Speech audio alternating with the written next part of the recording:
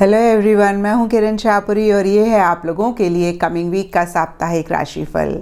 सबसे पहले अगर अभी तक आपने इस चैनल को नहीं सब्सक्राइब किया तो प्लीज़ लाइक, शेयर और सब्सक्राइब करें। इसके साथ साथ अगर आप डेली टैरो रीडिंग में इंटरेस्टेड हैं तो आप मेरा इंस्टा पेज भी विज़िट कर सकते हैं, जिसका लिंक आपको नीचे डिस्क्रिप्शन बॉक्स पे मिल जाएगा।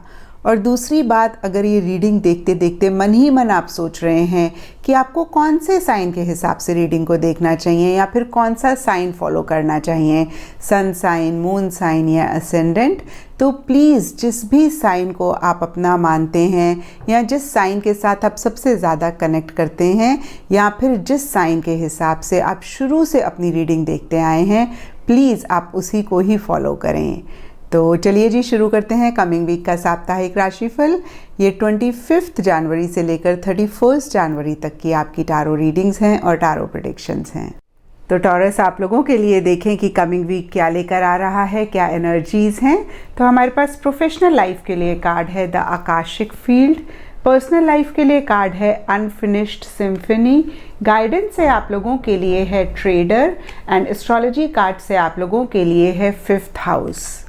तो टॉरस, यहाँ पे प्रोफेशनल लाइफ के लिए आकाशिक फील्ड एक एक्सपेंशन की बात करता है, एक बहुत ज़्यादा वास्ट एनर्जीज़ की बात करता है।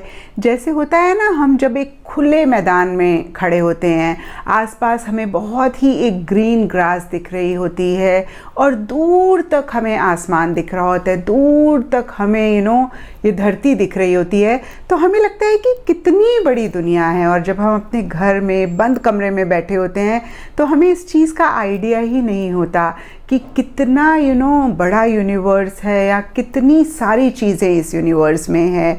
तो आप लोगों के लिए यहाँ पे आकाशिक फील्ड का कार्ड मुझे कहता है कि प्रोफेशनल लाइफ से रिलेटेड अच्छी अपॉर्चुनिटीज़ आ सकती हैं, एक्सपेंशन पे, ग्रोथ पे आपका फोकस रह सकता है, प्रोग्रेस पे आपका फोकस रह सकता है। इस कार्ड को भी आप देखें तो कुछ ऐसी ही एनर्जीज़ हैं। एक फील्ड है और उसमें बहुत ही एक मैजिकल स्मोक दिख रही है, धुआं दिख रहा है।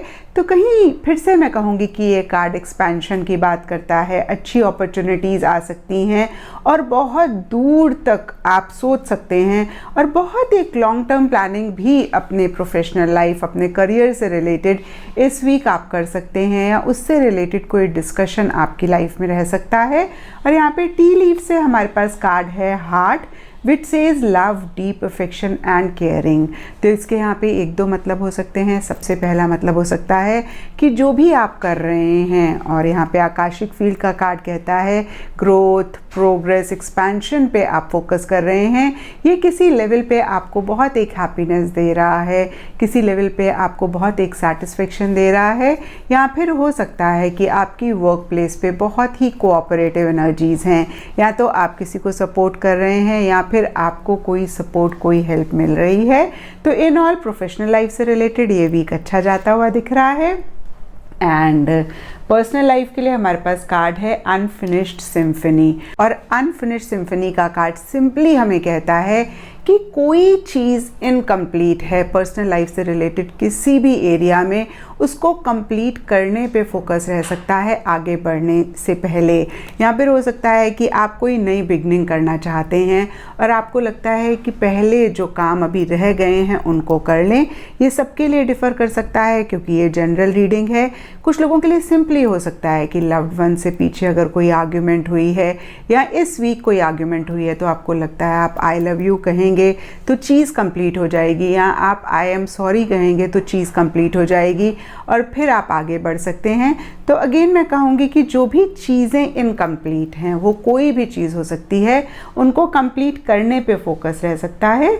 और यहाँ पे टी लीफ से हमारे पास कार्ड है म्यूल, और ये कार्ड कहता है someone is extremely stubborn and unwilling to change. तो ये आपके कोई लव वन हो सकते हैं, क्लोज वन हो सकते हैं, या इन जनरल कोई भी इंसान हो सकता है, सिचुएशन हो सकता है, इसकी बहुत एक स्टबर्न एनर्जीज़ हैं और वो चेंज नहीं हो रहे हैं, जिसकी वजह से थोड़ा सा आप परेशान भी हो सकते हैं।